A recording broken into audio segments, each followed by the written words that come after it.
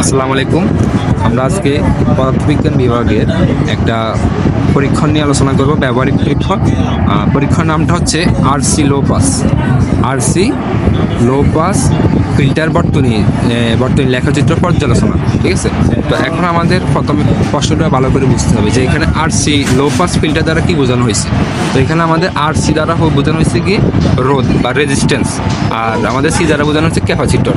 এই দুইটা দ্বারা আমরা একটা ফিল্টার তৈরি করবো। ফিল্টার তৈরি করা সেখানে লো পাস, আর এখানে লো পাস দ্বারা বোঝানো হয়েছে যে আমাদের একটা ফ্রিকোয়েন্সির একটা নির্দিষ্ট ফ্রিকোয়েন্সির নিচেরগুলোকে আর কি, মানে লোরগুলোকে সে পাস করবে এবং হায়ারগুলোকে সে বাধা দিবে। তো এই জন্য এটাকে লো পাস বলা হয়।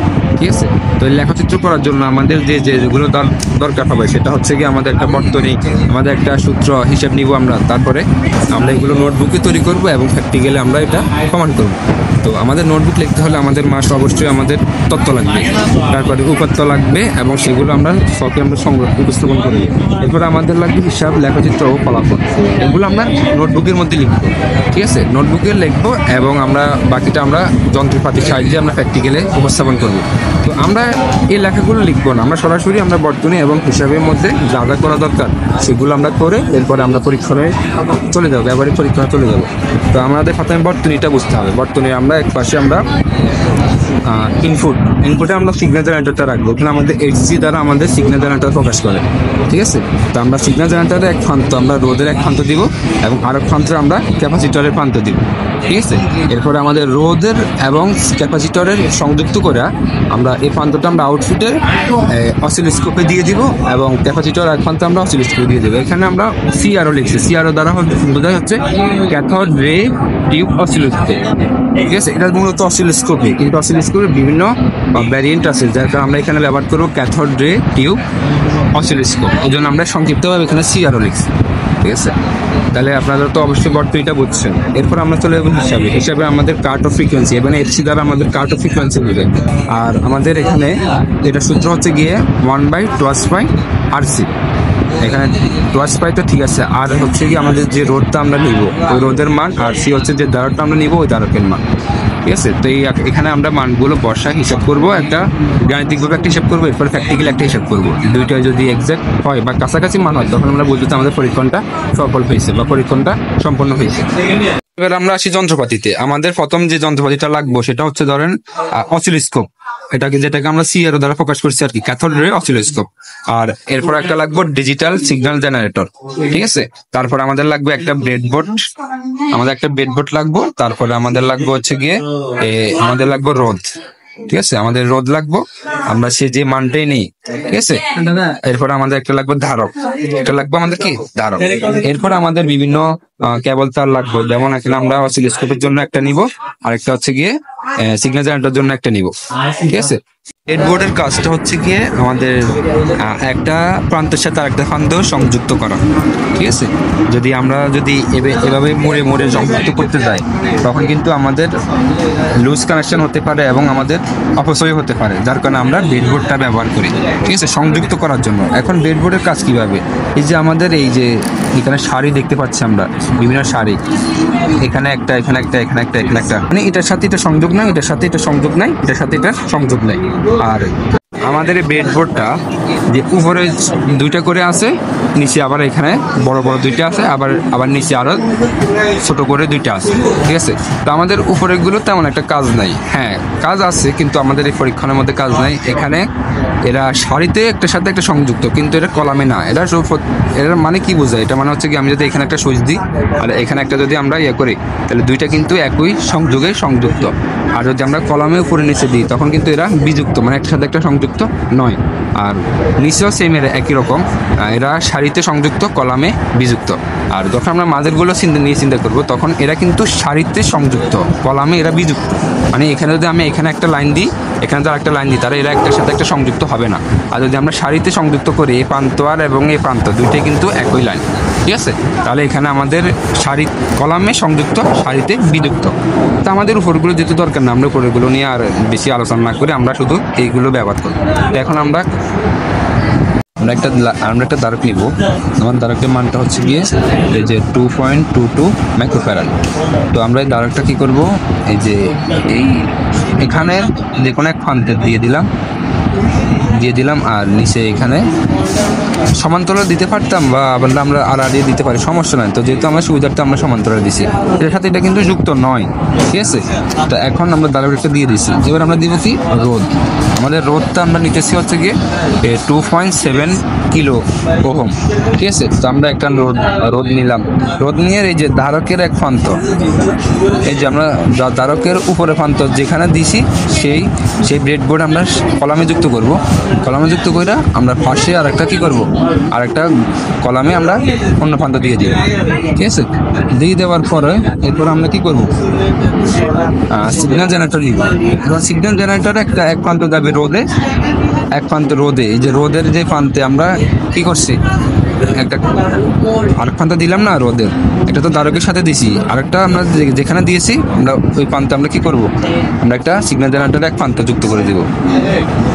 আমরা অবশ্যই এটা খেয়াল রাখতে হবে যে এরা কি একই লাইনে আছে কিনা বা একই কলামে আছে কিনা, এটা আমরা অবশ্যই যাচাই করে নিব। এরপরে ভিত্তিতে আমরা এই সিগন্যাল জেনারেটর আরেকটা আমরা কোথায় নিব, ধারকে। এই যে ধারকে আমরা আরেক প্রান্তে যেখানে ছিল ওই কলামে আমরা যুক্ত করে দিলাম, ঠিক আছে। হ্যাঁ, যুক্ত করে দিলাম। এরপরে আমরা নিব অসিলোস্কোপের সংযোগটা। তো অসিলোস্কোপের এক প্রান্ত আমরা দিব কোথায়, অসিলোস্কোপের এক প্রান্ত আমরা দিব ধারকের এক প্রান্তে, ঠিক আছে। আর আরেক প্রান্ত দিব হচ্ছে কি যেখানে ধারক এবং রোধ যুক্ত হয়েছে ওই প্রান্তে আমরা দিয়ে দিব, ঠিক আছে। তো এটা হচ্ছে আমাদের মূলত লো পাসের বর্তনী, ঠিক আছে। তো আমরা এখানে ভাবছি আরেকটা কাজ করব, যেহেতু আমরা আমাদের সূত্র কি আছে, আমাদের সূত্রে আছে এফসি সমান 1/2/RC। তখন আর এর মান যত ছোট হবে এফসির মান তত একটু বেশি হবে। আমরা যদি আর এর মান যদি বেশি দিয়ে দিই তখন এফসির মান কিন্তু অনেক ছোট হয়ে যায়, তার কারণে আমরা রিডিংটা নিতে আমাদের সমস্যা হবে। এই জন্য আমরা কী করব, আরেকটা সেমই কী করব, এই যে 2.7 কিলো ওহম রোধকে আমরা সমান্তরালভাবে যুক্ত করে দেবো। সমান্তরালভাবে দিলে তখন এদের তুল্যরোধ কিন্তু কমে যাবে, প্রায় কাছাকাছি 1.3 সামথিং হয়ে যাবে। তাহলে আমাদের এফসির মানটা কমে যাবে। এখন আমরা সমান্তরাল কীভাবে দিব, ওই যে এরা যে প্রান্তে দিছি ওই প্রান্তে শুধু আরেকটা আমরা রোধ বসাই দিব, তাহলে আমাদের সমান্তরাল হয়ে যাবে।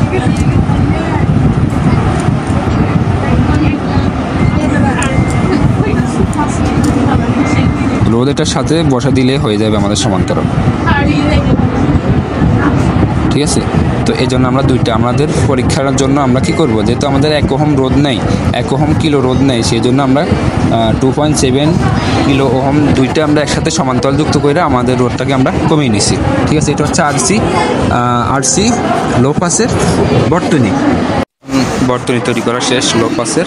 আমরা এখন কি করব, আমরা সিগন্যাল জেনারেটর এবং অসিলোস্কোপের লাইনগুলো আমরা মাল্টিপ্লাগে কানেক্ট করে নিব, বিদ্যুতের সাথে সংযোগ করে নিব। কিন্তু বর্তনীর যে আমরা অসিলোস্কোপ এবং সিগন্যাল জেনারেটরের জন্য সংযোগগুলো নিয়েছি, এগুলো কিন্তু এখনই আমরা সংযোগ করে দেব না। আমাদের এখানে কিছু কাজ আছে, যে আমরা এখানে যদি আমরা সিগন্যাল জেনারেটরটা দেখাই, আমরা এখানে বিভিন্ন মান আছে, আমরা এখানে চ্যানেল 1টা ব্যবহার করব, চ্যানেল 1। তো চ্যানেল 1-এর জন্য আমাদের সবসময় 1-এর মধ্যে কাজ করতে হবে, এই 1-এর মধ্যে কাজ করতে হবে, ঠিক আছে। আর আমাদের এখানে আমরা লাইন ফ্রিকোয়েন্সি এখানে বর্তমানে 50 রাখছি, আর এখানে বিভবটা আমরা 5 রাখছি। তো আমাদের যে লেখচিত্র দরকার, সেই লেখচিত্রের জন্য আমরা প্রথমে কি করব, বিভব ইনপুট, আমরা বিভব ইনপুট বের করতে হবে। এখন আমাদের যে শকটা লাগবে, শকের এটা কিন্তু প্র্যাকটিক্যাল মানে ব্যবহারিক বইতে পাওয়া যায়। এখন যে শকের প্রথমে আমরা পর্যবেক্ষণ সংখ্যা দিব, তারপরে আমরা দেব কম্পাঙ্ক, সিগন্যাল জেনারেটর বিভিন্ন কম্পাঙ্ক মান পরিবর্তন করব। এরপর আমাদের ইনপুট ভোল্টেজ, ঠিক আছে। ইনপুট ভোল্টেজ কিন্তু ধ্রুব থাকে, এটা আমরা কীভাবে বের করে আমরা দেখাবো। এরপর আউটপুট ভোল্টেজ, আমরা যে বর্তনী তৈরি করবো, বর্তনী যখন আমরা কানেকশন দিব তখন ইনপুট ভোল্টেজের জন্য বা আমরা ফ্রিকোয়েন্সি চেঞ্জ করার জন্য যে আমরা চেঞ্জ করব, এটার জন্য আমরা আউটপুট ভোল্টেজ যেটা পাবো সেটা আমরা রিডিংগুলো নিব। এরপরে আমরা একটা কি বের করব, ভোল্টেজ গেইনের মান বের করবো, যাতে আমার লেখাচিত্র সুবিধার জন্য আমরা ভোল্টেজ গেইন মান বের করবো। কারণ আমাদের মূলত লেখাচিত্রটা হবে মূলত ভোল্টেজ গেইন এবং এফসি লেখাচিত্র, ঠিক আছে। তো এই জন্য আমাদের ভোল্টেজ গেইনটা দরকার। এখন ভোল্টেজ গেইনটা কি, ভোল্টেজ গেইনটা হচ্ছে গিয়ে বিভব আউটপুটকে আমরা বিভব ইনপুট দ্বারা ভাগ করলে যে মানটা পাবো সেটা হচ্ছে আমাদের ভোল্টেজ গেইন। তো এটা তো আমরা অবশ্যই নিতে পারবো, ঠিক আছে। চলেন আমরা তাহলে মানগুলো কীভাবে নেয় আমরা দেখি। আমার যেহেতু বিভব ইনপুট ধ্রুব, তাই আমরা বিভব ইনপুট কীভাবে নিব, আমরা যেহেতু ইনপুটে থাকবে আমাদের সিগন্যাল জেনারেটর এবং আউটপুটে থাকবে আমাদের অসিলোস্কোপ, ঠিক আছে। তো সিগন্যাল জেনারেটর আমরা যেহেতু চ্যানেল 1 দ্বারা কাজ করবো, এই জন্য আমরা চ্যানেল 1-এ রাখছি এবং এখানে চ্যানেল 1-এ কাজ করব। তো আমাদের এখানে কিন্তু এখানে লাইন ফ্রিকোয়েন্সি 50 দেওয়া আছে, আর এখানে বিভব কিন্তু 5 দেওয়া আছে। এখন দেখি আমরা এই মানের জন্য কি আমরা অসিলোস্কোপের সেম একই বিভব পাই কিনা। এটা কীভাবে করবো, এটার জন্য কিন্তু আমরা বর্তনীতে যাব না, আমরা এরকম একটা সিগন্যাল জেনারেটর এবং অসিলোস্কোপ সংযোগ দেয় এরকম একটা কেবল নিব। কেবল নিয়ে আমরা এখানে সিগন্যাল জেনারেটরের চ্যানেল 1-এ যুক্ত করবো, যেহেতু আমরা চ্যানেল 1 দ্বারা কাজ করব। আমরা লাইনটা ভালো করে দিয়ে দিলাম, ঠিক আছে। লাইনটা ভালো করে দিয়ে এটার অপর প্রান্ত আমরা কি করব, এই যে আমাদের অসিলোস্কোপে দিয়ে দিব, ঠিক আছে। দেখেন আপনারা কিন্তু একটু পরিবর্তন দেখতে পাচ্ছেন আউটপুটে কিন্তু।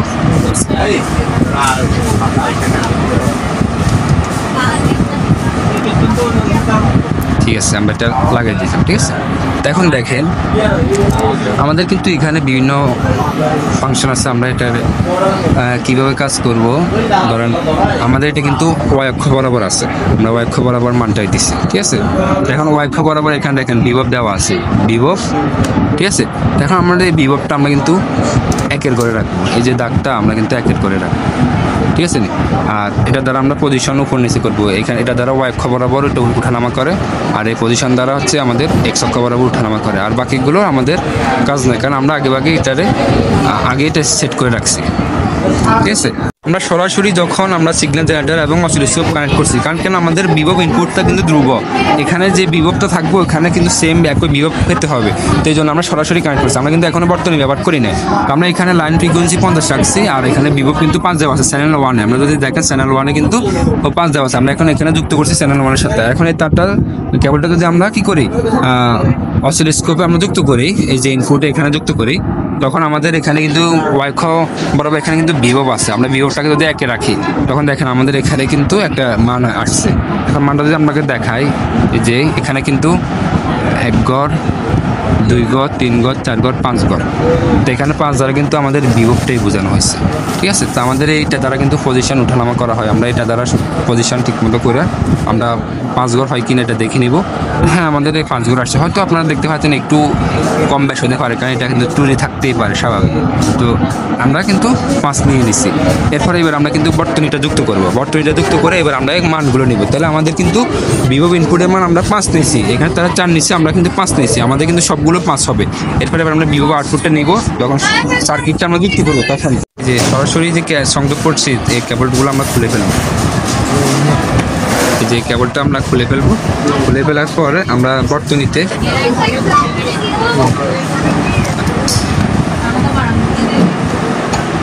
খুলে ফেলছি।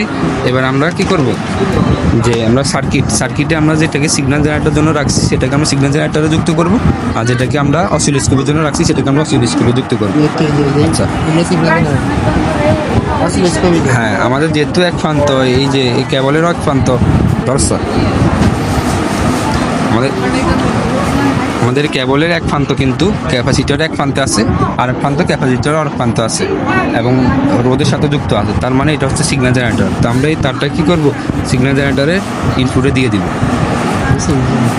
সরি সিগন্যাল জেনারেটর না, এটা আমরা অসিলোস্কোপের ইনপুটে দিয়ে দিব। এখনও কিন্তু আমরা কোনো মান পাবো না, কারণ কেন আমরা কিন্তু এখনও ইনপুটটা যুক্ত করি না, আমরা আউটপুটে যুক্ত করছি। এখন আমাদের যে ধারকের এক প্রান্ত যুক্ত আছে এবং কি ক্যাপাসিটরের এক প্রান্ত যুক্ত আছে, ওটা আমরা সিগন্যাল জেনারেটরের জন্য রাখছি, এটা আমরা সিগন্যাল জেনারেটরের চ্যানেল 1 আমরা যুক্ত করব। আমরা যুক্ত করার সাথে সাথে দেখতেন যে আমাদের এখানে একটা কিন্তু রিডিং আসছে, ঠিক আছে। তাছাড়া এর পরবর্তীতে আমরা কীভাবে মানগুলো চেঞ্জ করবো আমরা পরবর্তীতে দেখাবো।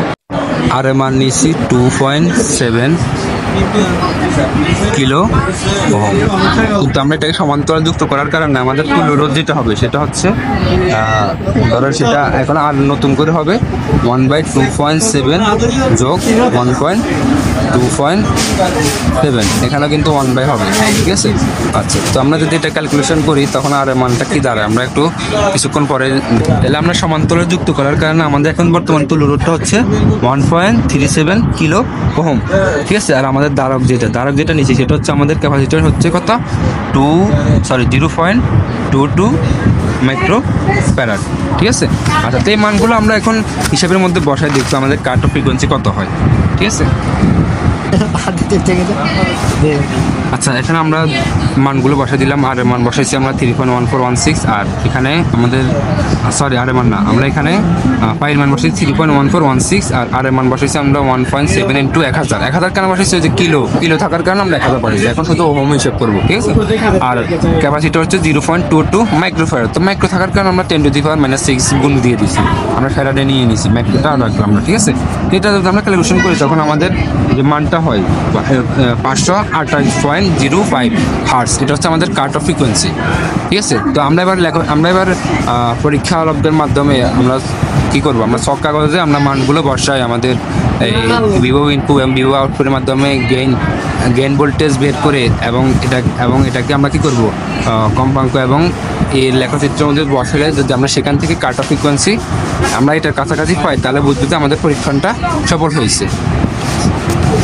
শখে কিনেছি, শখের এক পাশে আমরা দিচ্ছি পর্যবেক্ষণ সংখ্যা, তারপর দিচ্ছি কম্পাঙ্ক, আমরা বিভিন্ন কম্পাঙ্কের মান নিব। আর অন্তর্গামী বিভব বা বিভব ইনপুট সেটা তো আমাদের ধ্রুবক, এটা আমাদের 5। আর বিভব আউটপুট সেটা আমরা রিডিং থেকে নিব। তো নেওয়ার পরবর্তীতে আমরা এবারে এর মান বের করবো, ঠিক আছে। এই বির মান বের করবো, এটা হচ্ছে গেইন ভোল্টেজ বা ভোল্টেজ গেইন যেটাই বলি, সমস্যা নয়। এরপরে আমরা এফসির একটা মান পাবো। এফসির মান কীভাবে পাবো, ভোল্টেজ গেইন বের করবো। ভোল্টেজ গেইনের যে 70.7% যে মানটা হবে ওই মানটা হচ্ছে আমাদের কাট অফ ফ্রিকোয়েন্সি। ওইটার সাথে আমরা পরীক্ষালব্ধ গাণিতিকভাবে যে এফসির মানটা বের করছি ওটা যদি কাছাকাছিও হয় তখন আমরা বুঝবো হয়েছে। এখন আমরা শখের জন্য বিভিন্ন মানগুলো নিয়ে নিব। পর্যবেক্ষণ সংখ্যা হচ্ছে আমাদের, আমরা 100 থেকে শুরু করবো। আমরা যে এখান দিয়ে এটা যদি আমরা ঘুরাই তখন আমাদের কিন্তু আমাদের মানটা চেঞ্জ হয়। তো আমরা বর্তমানে ফ্রিকোয়েন্সি আমরা কত দিচ্ছি 100 থেকে শুরু করছি। তো 100 দেওয়ার জন্য আমাদের এখানে কত হয়েছে আমরা একটু রিডিংগুলো নিব।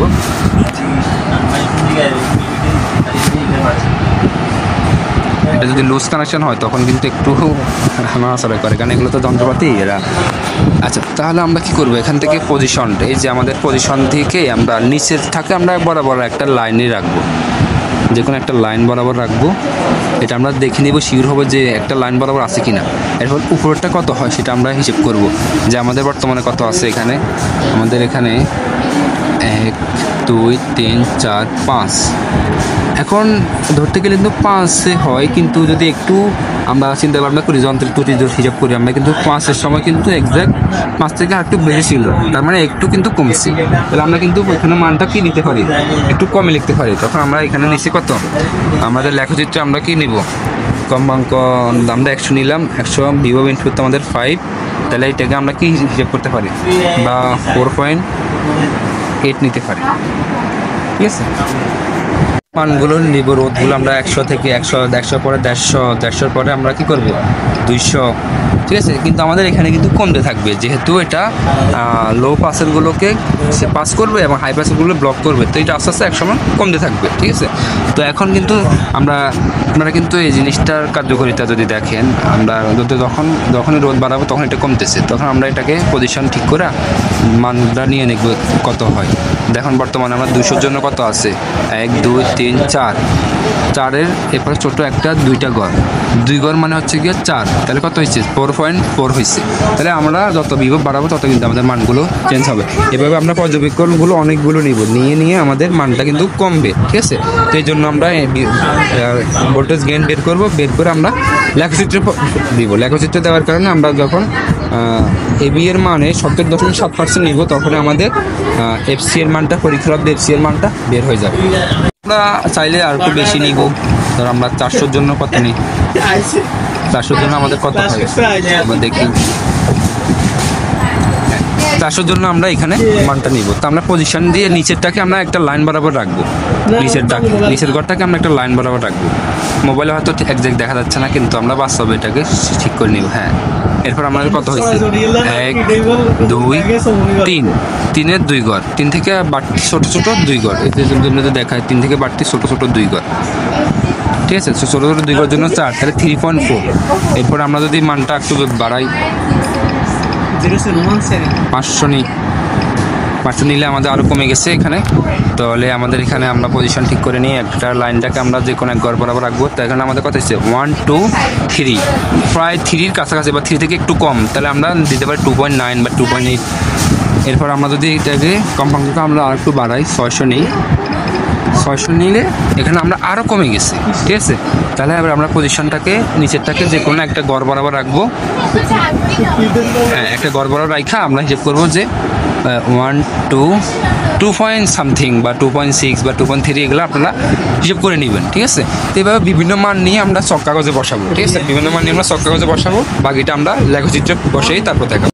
এখন আমরা এই যে বিভিন্ন কম্পাঙ্কের জন্য আমরা বিভব আউটপুট বের করছি এবং ভোল্টেজ গেইনটাও আমরা বের করে নিছি। আমরা 100 থেকে শুরু করে 100 200 300 400 500 600 এভাবে শুরু করে আমরা 1300 পর্যন্ত নিয়েছি, ঠিক আছে।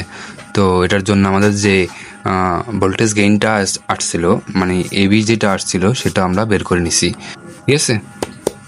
এরপর আমরা এই যে মানগুলো, সেগুলো আমরা কি করব, চক কাগজে বসাবো। আমরা ওয়াই অক্ষ বরাবর আমরা ভোল্টেজ গেইনটা দিব এবং এক্স অক্ষ বরাবর আমরা কম্পাঙ্কটা দিব, ঠিক আছে। তো এটা হচ্ছে আমাদের মূলবিন্দু। এদিকে আমাদের প্রতি আমাদের কম্পাঙ্কগুলো, আমাদের এটা কি বলা হয়, ফ্রিকোয়েন্সিগুলো দেওয়া হয়েছে এবং উপরে হচ্ছে গিয়ে ভোল্টেজ গেইন, ঠিক আছে। তো আমরা এবি বনাম এফ লেখচিত্রে আমরা ভূমি অক্ষে মানে এক্স অক্ষে ক্ষুদ্রতম এক গড় সমান 20 হার্জ নিছি, ঠিক আছে। এই যে ক্ষুদ্রতম এক গড়, একদম ছোট এক গড়, এই ছোট এক গড়ের জন্য আমরা 20 নিয়েছি, 20 হার্জ নিয়েছি। আর লম্ব অক্ষে বা ওয়াই অক্ষে আমরা এক গড় সমান 0.01 নিয়েছি, 0.01। এই যে আমাদের প্রতি এক গড় সমান, ঠিক আছে। এক গড় মানে হচ্ছে 0.01, ঠিক আছে। তো এইভাবে আমরা 0.1 0.2 0.3 0.4 0.5 0.6 0.7 0.8 0.9 এবং 1 পর্যন্ত নিয়েছি।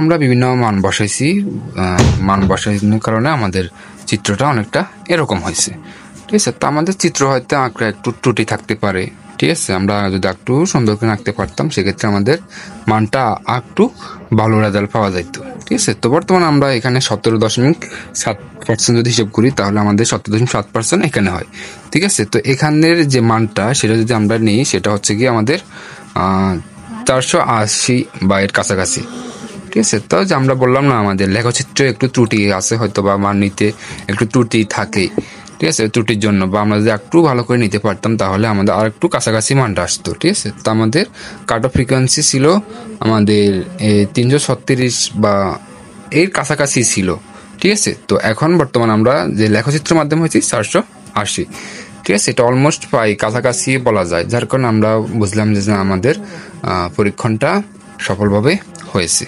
তো এই লেখচিত্র, চক, এগুলো আমরা সুন্দর করে আমাদের নোটবুকে উপস্থাপন করেও আমাদের যেগুলো লাগবো, আমি শুরুতেই বলছিলাম, সেগুলো আমরা সুন্দর করে উপস্থাপন করবো। হ্যাঁ, তাহলে আমাদের পরীক্ষণটা সফলভাবে সম্পন্ন হবে। ধন্যবাদ সবাইকে।